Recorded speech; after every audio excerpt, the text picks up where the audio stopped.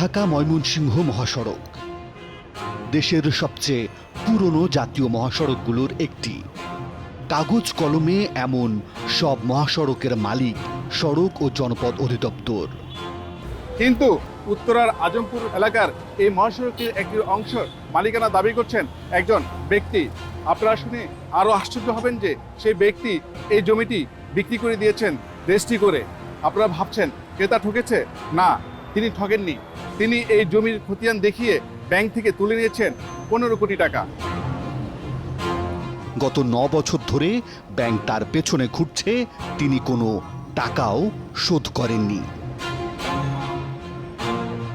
আরও আশ্চর্য হবার মতো বিষয়, এই জমি নিয়ে মামলা হয়েছে, রায়ও পাওয়া গেছে। শেষ পর্যন্ত ব্যাংক এখন এই মহাসড়কটি নিলামে তুলেছে।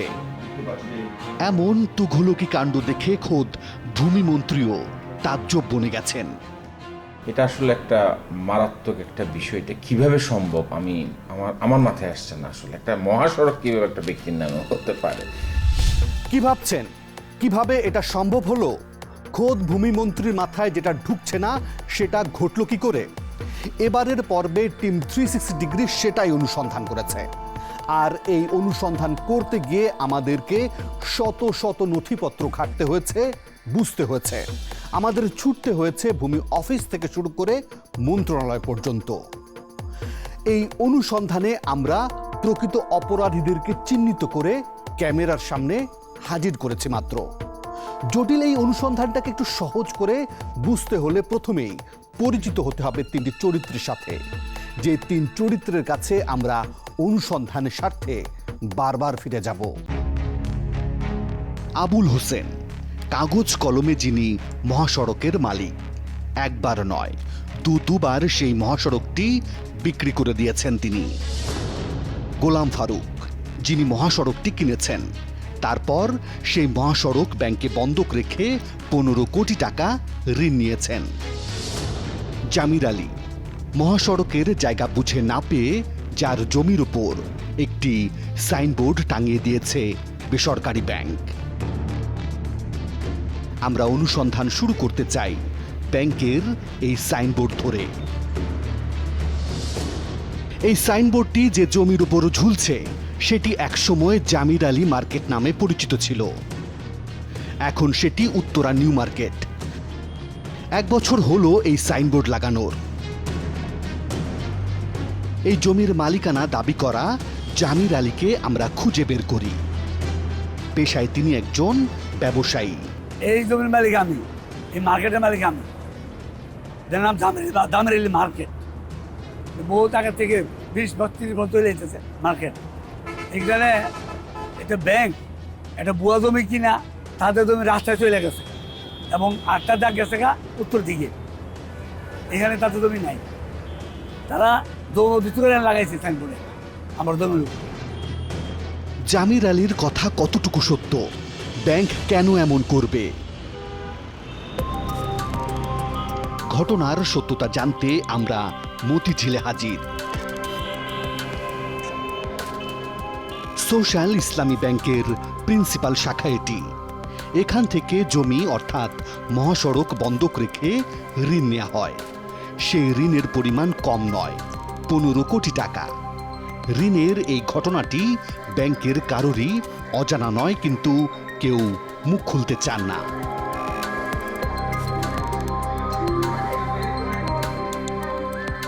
ব্যাংকের ম্যানেজারের সাথে কথা বলতে চাইলে তিনি এড়িয়ে যান।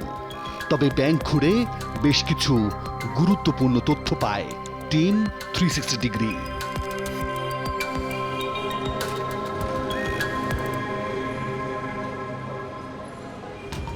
এখানে বেশ কিছু নথি আছে।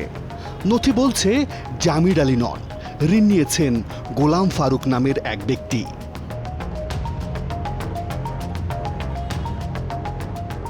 প্রশ্ন হলো, অন্যের জমি দেখিয়ে ফারুক ঋণ নিলেন কিভাবে? এসব নথিপত্র আমরা এমন একজনকে দেখাতে চাই যিনি জমি জমার বিষয়গুলো ভালো জানেন, ভালো বোঝেন। হোসেন আলী হাসান দীর্ঘ 15 বছর ধরে জমি জমা সংক্রান্ত সালিশি করে থাকেন, দিয়ে থাকেন জমির জটিল দিকগুলোর বিষয়ে মতামত। গোলাম ফারুক গাজীপুরের একটি সম্পত্তি ব্যাংকে মর্গেজ রেখে যে টাকা দাবি করেছে, এই দাবিকৃত টাকার মর্গেজকৃত সম্পত্তি টোটাল কাভার করে না, যে কারণে ব্যাংকের ডিমান্ড অনুযায়ী গোলাম ফারুক উত্তরার ফায়দাবাদ মৌজার একটি সম্পত্তি অ্যাটাচমেন্ট সম্পত্তি হিসেবে ব্যাংকে মর্গেজ দিয়ে উনি এই লোন করেন। এখন এই সম্পত্তির মালিককে, এটা আপনারা ভূমি অফিসে গিয়ে দেখতে পারেন। উত্তরা ভূমি অফিস, এখানেই জমিটির খতিয়ান আছে। দায়িত্বপ্রাপ্ত এই কর্মকর্তার কাছেই আছে খতিয়ান বইটি। দাগ নম্বর ধরে জমিটির ব্যাপারে জানতে চাই। শ্রেণী মহাসড়ক, এটা কি মালিক আবুল হোসেন? মহাসড়ক তার ব্যক্তি মালিক হতে পারে না। তা জানি না, রেকর্ডে দিছে মালিকানা, আমি না করি কেন? তার মানে এই জমিটি একটি মহাসড়ক, আর খতিয়ান বলছে এর মালিক আবুল হোসেন। কিন্তু প্রশ্ন হচ্ছে, মহাসড়ক কি কখনো কোনো ব্যক্তির নামে হতে পারে? আমরা আবারও সেই বিশেষজ্ঞের সামনে। মহাসড়কের কোনো সম্পত্তি ব্যক্তির নামে তো কোনোদিন রেকর্ড হওয়ার কথা না, বা রেকর্ড হয় না। সড়ক ও জনপথের নামে এই সম্পত্তি রেকর্ড হবে। সড়ক ও জনপথ অধিদপ্তরের তথ্য বলছে, ঢাকা টঙ্গী ডাইভারশন রাস্তার জন্য 1948 সালে স্থানীয় ব্যক্তিদের কাছ থেকে জমি অধিগ্রহণ করা হয়। আর রাজধানী উন্নয়ন কর্তৃপক্ষ রাজুকের তথ্য বলছে, উত্তরা শহর প্রকল্প বাস্তবায়নে সংস্থাটি 1965 সালে একই এলাকা থেকে জমি অধিগ্রহণ করে। সেই জমির একাংশের মালিক ছিলেন আবদুল্লাপুরের স্থানীয় বাসিন্দা আবুল হোসেনের বাবা হানিফ আলী। অধিগ্রহণ করা জমির মালিক হয় সরকার, কারণ জমির ক্ষতিপূরণ পেয়ে যান মালিক। এই জমির ক্ষেত্রেও সেটা হয়েছিল, কিন্তু হানিফ আলীর ছেলে আবুল হোসেন 41 বছর পর অর্থাৎ 2010 সালে এসে এই জমি বিক্রি করে দেন। কিন্তু রাজুক ও মহাসড়কের এই জমি বিক্রি করলেন কিভাবে? আমরা খুঁজে বের করি সেই আবুল হোসেনকে, যিনি মহাসড়কের মালিক। মহাসড়কের মালিক হলেন কিভাবে? তারা লেখলে আমি কি করব? আমি কি লেখছি ওটা বলেন? ওই জরিপের কর্মকর্তারা কেমনে লেখছে এটা হারাই জানে। আবুল হোসেন বলছেন ভূমির রেকর্ড ও জরিপ অধিদপ্তরের কর্মকর্তাদের কথা। তারাই মহাসড়কটি তার নামে লিখে দিয়েছেন। কিন্তু কিভাবে? ভূমির রেকর্ড ও জরিপ অধিদপ্তর, এই অধিদপ্তরের কাজ হচ্ছে পর্যায়ক্রমে সারা দেশের প্রতিটি মৌজার প্রতিটি ভূখণ্ড জরিপ করে ভূমির রেকর্ড, মৌজার ম্যাপ তৈরি করা। সে সময় কে কোন ভূখণ্ডের মালিক সেটাও নির্ধারণ করে এই অধিদপ্তর। ভুল রেকর্ড করা হলে সেটা সংশোধন করার সুযোগও থাকে এখান থেকেই। 2006 সালে আবুল হোসেন এখানে এসে 30 ধারায় দাবি করেন তার দুটি জমি অন্যের নামে রেকর্ড হয়ে গেছে। একটি অংশ রেকর্ড করা হয় সড়ক ও জনপথ অধিদপ্তরের নামে, অন্যটি রাজুকের নামে। সেই আবেদনের পরিপ্রেক্ষিতে দুটি রায়ও দেয় এই অধিদপ্তর। কিন্তু মহাসড়ক তো কখনোই কোনো ব্যক্তির নামে রেকর্ড হয় না, তাহলে হলো কিভাবে? এটা জানতে আমরা প্রথমেই হাজির হই ঢাকা সেটেলমেন্টে। দায়িত্বরত কর্মকর্তা নেই। এই কর্মচারীর কাছে আমরা জানতে চাই তথ্য কোথায় পাওয়া যাবে। এটা তো সিটি জরিপ, সিটি জরিপের এইগুলি তো অনেক আগে হস্তান্তর হয়ে গেছে। তার কথা মতো আমরা হাজির হই উপসহকারী সেটেলমেন্ট কর্মকর্তার সামনে।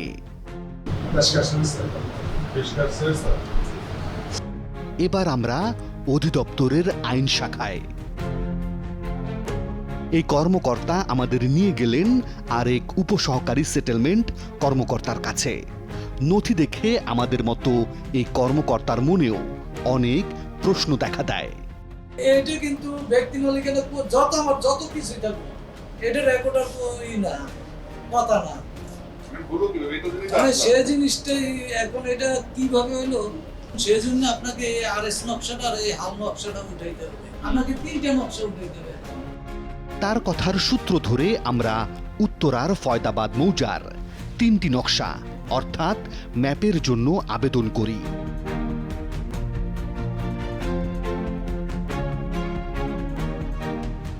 সেই আবেদন নিয়ে আমরা হাজির হই নকশা বিতরণ শাখায়।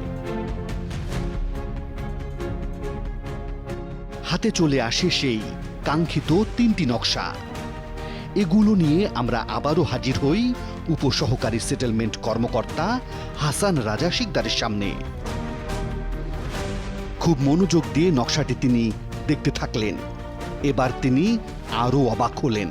এই শীটের আশেপাশেই নাই এটা, নকশা থেকে বুঝছি এখন আপাতত নকশার আর কোনো প্রয়োজন নাই। হ্যাঁ, এখন ওই ওয়ার্কিং বলে আমরা ওই যে কেসগুলো দেখবো আমরা যে কি অবস্থা আমি যদি বুঝাই। আরএস পর্যায়ে যে দাগের অস্তিত্ব নেই সেই 2007 দাগের বিপরীতে সিটি জরিপে আবুল হোসেনকে দিয়ে দেয়া হয় মহাসড়কের একটি অংশ। শুধু মহাসড়ক নয়, একইভাবে আরেকটি আবেদনে রাজুকের জমিও পেয়ে যান আবুল হোসেন। প্রশ্ন হলো কে কিভাবে লিখে দিলেন এসব জমি? এখন আপনি একেবারে একটু সাইডে আফজল স্যার আছে, হ্যাঁ একটু আফজল স্যারের বলবেন রেকর্ডের ওয়ার্কিং বলি আমরা এই যে খতিয়ানের ওয়ার্কিং বলি দুইটা দেখাতে। ওয়ার্কিং ভলিউম পেলেই জানা যাবে এই ভুলটি আসলে কার হাত দিয়ে হয়েছে। ওয়ার্কিং ভলিউমের জন্য আমরা হাজির হই রেকর্ড শাখার উপপরিচালক আফজালুর রহমানের কক্ষে। আমি কি পিয়ন চাপরাশি? না, আপনাদের একটা রেকর্ড কিপার লাগবে তো, রেকর্ড কিপার নাই। এখানে কোনো রেকর্ড রুমে কোনো এটা তালা মারা গুদাম করে রাখছে। 2 বছর যাবত এটা পরিত্যক্ত অবস্থায় একটা তালা বন্ধ রুম হয়ে গেছে। এখানে যে ঢুকে সেই মরে যায়। তার মানে গত 2 বছর ধরে রেকর্ড রুমে কেউ ঢোকেনি। তাহলে কি জানা যাবে না কে কিভাবে মহাসড়কটি আবুল হোসেনের নামে রেকর্ড করে দিয়েছেন? কিন্তু আমরা হাল ছাড়তে রাজি নই।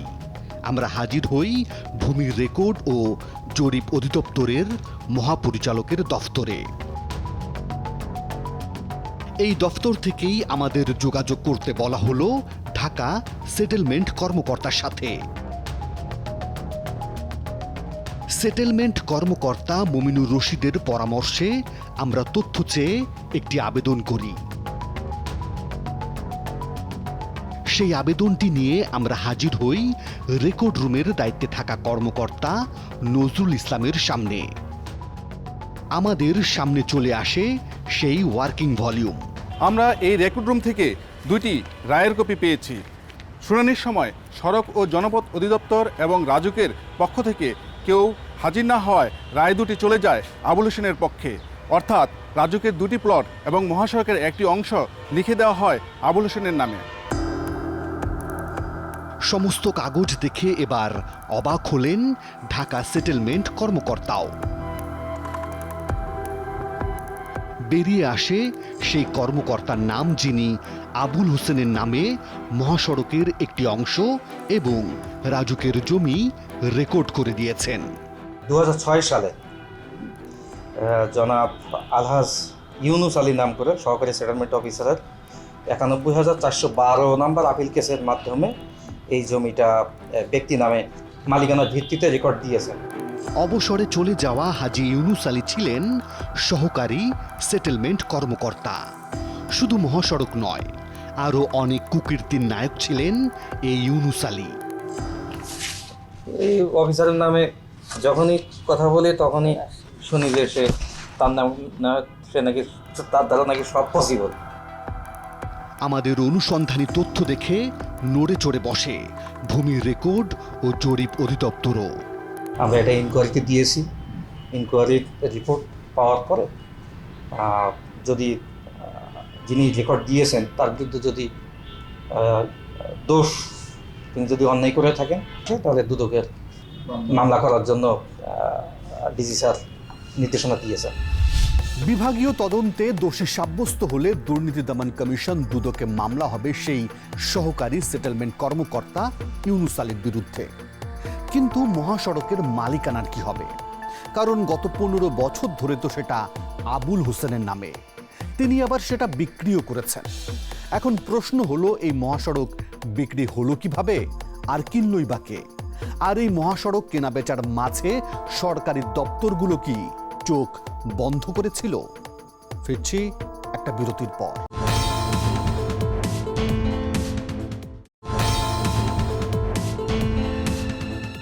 এই অনুসন্ধানে আমরা দেখেছি ভূমির রেকর্ড ও জরিপ অধিদপ্তরে আবেদন করে আবুল হোসেন ভুল দাগে দুটি জমি পেয়ে গেছেন।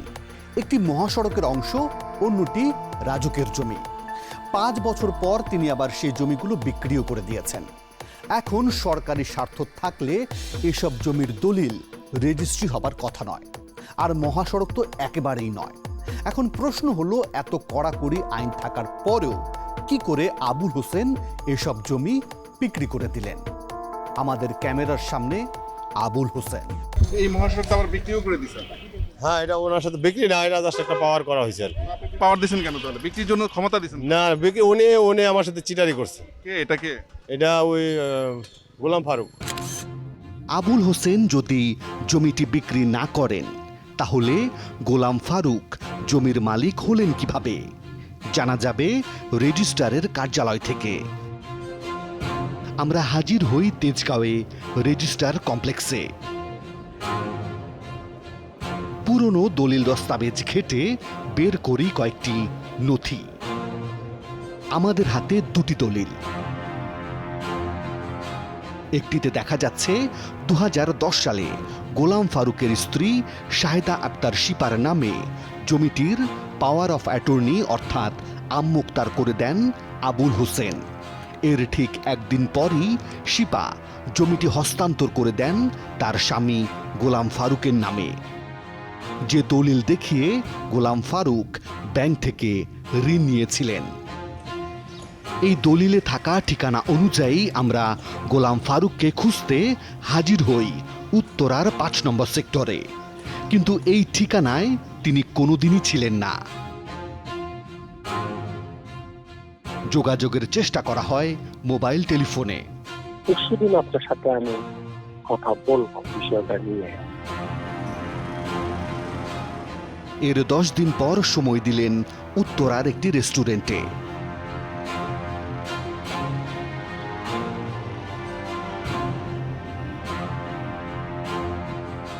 ক্যামেরা থাকবে না এই শর্তে আমাদের সামনে হাজির হলেন গোলাম ফারুক, যিনি মহাসড়ক বন্ধক রেখে ব্যাংক থেকে ঋণ নিয়েছিলেন।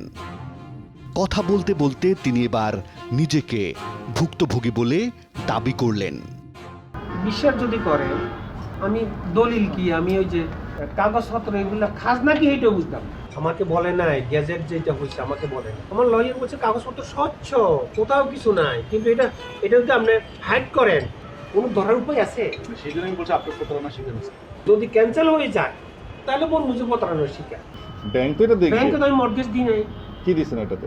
ব্যাংক এটা অ্যাটাচমেন্ট করছে, আমি তো মর্গেজ দিই নাই। আপনি না দিলে ওরা আপনার জমি? হ্যাঁ, পারে এটা ব্যাংক পারে। যেভাবে ওরা কোনো না কোনো ভাবে জানছে এই জায়গাটা আমার। অথচ ব্যাংকের নথি বলছে 2011 সালে গোলাম ফারুক নিজেই এই জমি অ্যাটাচমেন্ট করার জন্য লিখিতভাবে ব্যাংকে আবেদন করেছিলেন। আমাদের কাছে তথ্য প্রমাণ দেখে এবার তিনি সুর পাল্টাতে থাকলেন। তিনি দাবি করলেন আবুল হোসেন দলিলে মহাসড়কের খতিয়ান উল্লেখ করলেও বিক্রি করেছেন রাজুকের সাথে বিরোধে থাকা জমিটি। কিন্তু প্রশ্ন হলো, মহাসড়কের খতিয়ানটি উল্লেখ করা হলো কেন? এটা আমাদের দেশেও দেখছি, এটাকে দাগ জামিন বলে। এই দাগে যদি আপনি কোনো কারণে ফিল করেন বা সমস্যা হয়, আপনি ওই দাগে যাবেন। এটা হলো বিষয়, আর অন্য কোনো বিষয়। ওই দাগটা কি আছে এটা দেখেন না আপনি? ভাই আমি তো বলতেছি, আমি একটা খাজনা খারিজ কি এটাও বুঝতাম না। না বুঝেই কিনে ফেলেছেন মহাসড়ক। রেজিস্ট্রারের কার্যালয় থেকে সংগ্রহ করা সেই দুটি দলিল নিয়ে আমরা আবারও হাজির ভূমি বিশেষজ্ঞের সামনে। তার কাছে এবার প্রশ্ন, খতিয়ানে মহাসড়ক শ্রেণী থাকলে জমি কি কেনা বেচা করা যায়? এটা তো হতে পারে না, কারণ একজন সাব রেজিস্ট্রার একটি দলিল স্বাক্ষর করার পূর্বে অবশ্যই ওই খতিয়ান নিজে আগে দেখবেন। সাব রেজিস্ট্রার কি তাহলে খতিয়ান না দেখেই জমি রেজিস্ট্রি করে দিয়েছেন? জানতে আমরা হাজির জেলা রেজিস্ট্রারের সামনে। এই বিষয়টা আমাদের বিদ্যমান আইনে যে ব্যাপারটা আছে সেটা হচ্ছে যাচাইয়ের কোনো প্রকার সুযোগ নেই। যাচাইয়ের সুযোগ নেই, কিন্তু তখন আমাদের যে সমস্ত কাগজপত্রগুলো আছে সেগুলোকে দেখে একটা ধারণা হয়ে যায়, তো দেখেই সেটাকে উপস্থিত মানে তাৎক্ষণিকভাবেই আসলে ডিসিশন নিতে হয় যে এটা এই রেজিস্ট্রির জন্য গ্রহণ করা যাবে কি যাবে না। তো একটা ফেক কাগজ কিন্তু সবসময় যে ধরা যাবে সেটা কিন্তু না। সবাই তো বিষয়টা তো আমরা তাই না বুঝতে পারি যে অনেক সময় যেটা বোঝা যাবে সেটা তো ডেফিনেটলি সাব রেজিস্ট্রার তখন ডিনাই করবে এবং ফেরত দিবে। আর এক্ষেত্রে নিশ্চয়ই সাব রেজিস্ট্রার বুঝতে পারে নাই, কারণ মহাসড়ক কখনোই রেজিস্ট্রি হবে না। রেজিস্ট্রার অফিসে কাগজপত্র যাচাই বাছাইয়ের সুযোগ না থাকলে অপরাধীরা পাল্টা সুযোগ নেবে, এটাই স্বাভাবিক। আর সেই সুযোগে মহাসড়কের একটি অংশ রেজিস্ট্রি করে নেয় চক্রটি। ঘটনার এখানেই শেষ নয়। দলিল রেজিস্ট্রি হয়ে গেলেই যে একজন ব্যক্তি একটি জমির পাকাপোক্ত মালিক হয়ে যান, বিষয়টি কিন্তু তেমন নয়। এটা জেনে রাখা জরুরি। খাস খতিয়ান কিংবা সরকারি সংস্থার জমি হলে সেই জমি কখনোই কোনো ব্যক্তির নামে নামজারি হয় না, খাজনাও নেয় না ভূমি অফিস। কিন্তু গোলাম ফারুকের সেই গোপন তথ্যটি ধরতেই পারেনি ভূমি অফিস। কেন ধরতে পারেনি সেটা জানতে আমরা এবার হাজির হই ভূমি সহকারীর কার্যালয়ে। ক্যান্টনমেন্ট সার্কেলের ভূমি সহকারী কমিশনারের কার্যালয়। 2012 সালের আগে এটি ছিল তেজগাঁও ভূমি অফিসের অধীনে। এই সার্কেলের বর্তমান ভূমি সহকারী কমিশনার অর্থাৎ এসিল্যান্ড মোহাম্মদ শাহরিয়ার খান এ বিষয়ে কোনো মন্তব্য করতে রাজি হননি। তবে এই অফিস থেকেই পাওয়া গেল বেশ কিছু পুরনো নথি।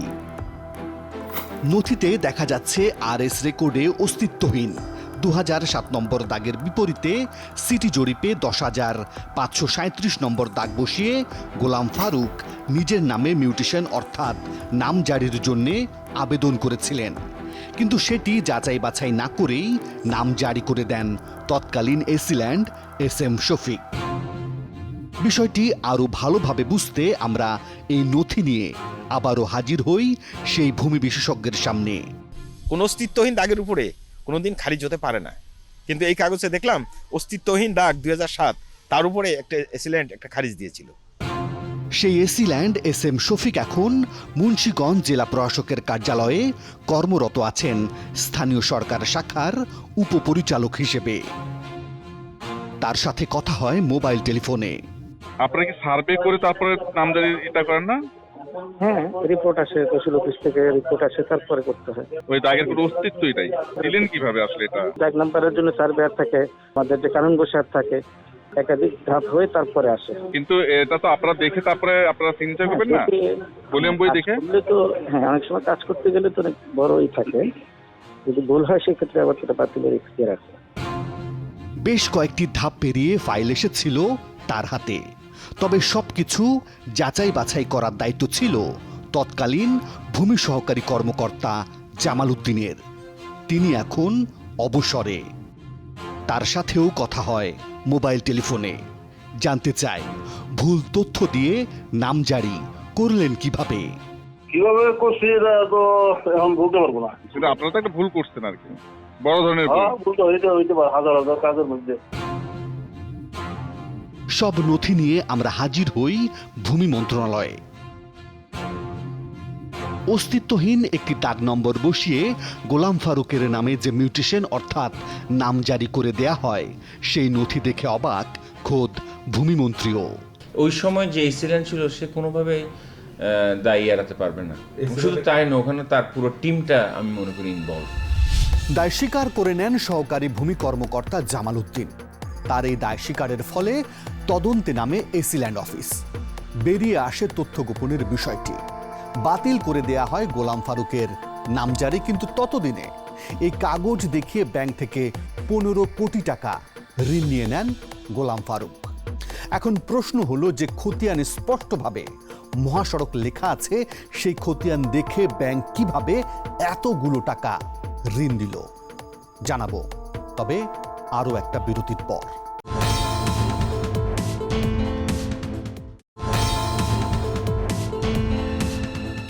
একটি ব্যাংক কোনো ব্যক্তিকে ঋণ দেবার আগে সেই ব্যক্তির নাম পরিচয় সম্পর্কে খুব ভালোভাবে যাচাই বাছাই করে। কোনো সম্পত্তি বন্ধক রেখে ঋণ নেওয়া হলে সেই সার্ভে করার দায়িত্ব ব্যাংকের। এমনকি সেই সম্পত্তির মূল্য ঋণের চেয়ে কম কিনা বেশি সেটাও দেখে ব্যাংক। এখন প্রশ্ন হলো, এত যাচাই বাছাই করার পরেও কি করে এত বড় একটা ভুল ব্যাংকটি করে বসলো? নাকি এটা জেনে বুঝেই ভুল, আর এখন তারা একটি আস্ত মহাসড়ককে নিলামে তুলেছে? আমরা আবারও মতিঝিল দিলকুশা এলাকায়। ব্যাংকের এই শাখার কোনো কর্মকর্তা সরাসরি কথা বলতে চান না, তবে কথা হয় মোবাইল টেলিফোনে। মহাসড়কের জমি বন্ধক রেখে লোন দিলেন কিভাবে আপনারা? এই বিষয়টা অবশ্য মানে বলার মতো আমাদের নাই আর কি। এইসব বিষয়ে হেড অফিস থেকে বলা আছে, ব্র্যান্ডিং এন্ড কমিউনিকেশন ডিভিশন আছে, যে কোনো বিষয়ে ওনারাই কথা বলবেন। ব্যাংক ম্যানেজারের কথার সূত্র ধরে আমরা হাজির হই সোশ্যাল ইসলামী ব্যাংকের প্রধান শাখায়। যোগাযোগ করি ব্যাংকের ব্র্যান্ড অ্যান্ড কমিউনিকেশন বিভাগের প্রধান মনিরুজ্জামানের সাথে। এটা তো অনেক আগে কেস, আমিও আসছি এখানে মাত্র 1 বছর, সুতরাং এই বিষয়ে নিয়ে আমি মন্তব্য করতে পারবো না। শেষ পর্যন্ত ব্যাংকের কোনো বক্তব্য পাওয়া যায়নি। এবার আমরা জানতে চাই, জামির আলীর জমির ওপর ব্যাংক গেল কিভাবে? আমরা আবারও জামির আলীর কাছে। 1 নং ওয়ার্ডের কাউন্সিলর হাজী আফসারউদ্দিন সাহেবকে ভাড়া দিয়েছেন 15 সালে। ভাড়া দেওয়ার পরে উনি ওদের সাথে কীভাবে দিয়েছেন আমি অবগত না। পরে আমি আপত্তি করছি, সম্মত করছে আপনি ভাড়া নেবেন, তার সাথে আমি পারি না। আশাপাশি আমার সাথে অনেক ধরনের বেয়াদবি করছে, এমন ফোনে আমরা হুমকি করে দিচ্ছে। আমি আর ভয়ে দিকে আসিনি। জামির আলীর সাথে আলাপ করে জানা গেল, আবুল হোসেনের কাছ থেকে জমি কিনলেও দখল বুঝে পাননি গোলাম ফারুক। পরে জামির আলীকে বোকা বানিয়ে তার মার্কেটটি কৌশলে দখল করে নেন গোলাম ফারুক। আর এই দখলের পেছনে মূল ভূমিকা রাখেন স্থানীয় ওয়ার্ড কাউন্সিলর আফসার উদ্দিন খান। প্রথমে জামির আলীর কাছ থেকে মার্কেটটি ভাড়া নেন, তারপর গোলাম ফারুককে দখল বুঝিয়ে দিয়ে তিনি কেটে পড়েন। ওয়ার্ড কাউন্সিলর আফসার উদ্দিনের মুখোমুখি টিম 360 ডিগ্রি। না ভাই, এই ব্যাপারে কথা বলবো, এটার আশেপাশে আমি আফসার নেই। আরে ভাই, আইলে তো অনেক সময় এই যে দিয়ে দিয়েছিলাম বিদেশে সিগনেচার দিয়েছি, আমি কেটে দিয়েছি, বিদেশ হয়েছে আমার কাছে সিগনেচার লেগে গেছে। কথা ঘোরানোর চেষ্টা করছেন তিনি, তবে তার কারণেই জামির আলীর মার্কেটটি চলে গেছে গোলাম ফারুকের দখলে। আর ঋণের টাকা শোধ করতে না পেরে এই জমিটি ব্যাংকে বুঝিয়ে দেন গোলাম ফারুক। গত 1 বছর ধরে ঝুলছে ব্যাংকের এই সাইনবোর্ড। আমরা আবারও গোলাম ফারুকের সামনে। আপনি লোন পরিশোধ করেননি কেন? ওটা ভিন্ন বিষয়, বাইরে মাইর খাইছি, লস করছি। বিষয়টি ব্যক্তিগত ব্যাপার বলে উড়িয়ে দিলেন, কিন্তু প্রশ্ন হচ্ছে, ব্যাংকে তিনি অন্যের জমি দেখিয়ে দিলেন কেন? অ্যাকচুয়ালি যেটা আমি যেহেতু আটকে গেছি, আমি বাইরের মুখে না, সেটা হলো উপায় করছি। ব্যাংককে মার্কেটের দখল বুঝিয়ে দিলেও মাস শেষে দোকানের ভাড়া এখনো হাতিয়ে নেন গোলাম ফারুক। আর মূল্যবান সম্পত্তি হারিয়ে পথে পথে ঘুরে বেড়াচ্ছেন জামির আলী, গিয়েছেন আদালত পর্যন্ত। সরেজমিনে তদন্তে নামে বিচারিক দল। মাপযোগ করা হয় মহাসড়ক সহ আশপাশের জমিও। মাপযোগে কি পাওয়া গেছে জানতে আমরা হাজির হই এই আইনজীবীর সামনে। আবুল হোসেন যে 2টো দাগ নিয়ে আসে, সে 2টো দাগের 16 আনা সম্পত্তি একবার করা, সরকারের অধিগ্রহণ করা, এবং সেটা একেবারেই ওর 1 আনা সম্পত্তি অধিগ্রহণের বাইরে নেই। আমরা যে মাপযোগ করলাম 10,537 দাগটা অনেক দূরে, আর 9,000 যে 16 দাগটা যেটা, সেটা একেবারে মহাসড়কের মধ্যে। এই জমি যে আসলে মহাসড়ক এটা আগেই জানতেন আবুল হোসেন, জানতেন গোলাম ফারুকও। 10 বছর পর এসে টিম 360 ডিগ্রির কাছে তাদের দুজনের একটি গোপন চুক্তি ফাঁস করে দেন আবুল হোসেন। উনি আমার সাথে চিটারি করছে। কে এটা কে? এটা ওই গোলাম ফারুক। মানে ওনার সাথে কি চুক্তি হয়েছিল? যে উনি কার্যক্রম করে আমার সাথে একসাথে মিলা কাজ করবে, কিন্তু আর এটা করা হয়নি, উনি করেন। আপনাকে দেয় নাই, ভাগ দেয় নাই? না। আমরা আবারও ভূমি মন্ত্রণালয়ে। নথি দেখার পর ভূমিমন্ত্রীর চোখেও পড়ে জালিয়াতির বিষয়টি। একজন জেনুইন ক্রেতা কখনোই এই জিনিসটা করতে পারে না, তাহলে এটাকে একটা ডামি ক্রেতা হিসেবে আমি ধরব। যারা মহাসড়ক আবুল হোসেনের নামে লিখে দিয়েছেন তাদের কেউ ছাড়া পাবেন না বলে জানালেন ভূমিমন্ত্রী। ডেফিনেটলি এখানে আমাদের ভূমি অফিসে যারা ছিলেন তারাও তো জড়িত, ওদের দায়বদ্ধ তো কোনোভাবে কিন্তু বাদ দেওয়া যায় না, এবং এটা প্রয়োজন আমরা এখানে খতিয়ে দেখবো, এবং এটা আমরা দুদক্ষ দিব কিন্তু, কারণ এটা মারাত্মক একটা অফেন্স কিন্তু। উত্তরার আবুল হোসেন মহাসড়ক কিংবা রাজুকের জমি পাবেন কিনা সেটা নির্ধারণ করবেন আদালত। একইভাবে যে জমির ওপর ব্যাংকের সাইনবোর্ড ঝুলছে সেটার প্রকৃত মালিকানা নির্ধারণ হবে আদালতের রায়। তবে অনুসন্ধানের শেষে এসে একজন ব্যক্তির কথা বলতে চাই, তিনি ভিক্টর লাগেস্ট। এই খুবই চতুর ব্যক্তি প্যারিসের আইফেল টাওয়ার বিক্রি করে দিয়েছিলেন, তাও একবারও নয়, দুবার। এই আবুল হোসেনও পিছিয়ে নেই, তিনি তথ্য গোপন করে উত্তরার সেই মহাসড়কটি বিক্রি করেছেন দুবার, আর প্রত্যেকবারই ভূমি রেজিস্ট্রার ও রেকর্ড অধিদপ্তর, রেজিস্ট্রি অফিস, এমনকি ভূমি অফিস, সরকারের এই 3টি সংস্থাকে ফাঁকি দিয়েছেন, নয়তো তারা সবকিছু জেনে বুঝেও চোখ বন্ধ করে থেকেছেন। প্রিয় দর্শক, আপনাদের কাছে কোনো সুনির্দিষ্ট তথ্য কিংবা অভিযোগ থাকলে আমাদেরকে জানাতে পারেন। আমাদেরকে জানাতে পর্দায় দেখানো মাধ্যমগুলোতে যোগাযোগ করুন। আজ তাহলে এ পর্যন্ত, তবে কথা কিন্তু একটাই, ভালো থাকবেন, ভালো রাখবেন।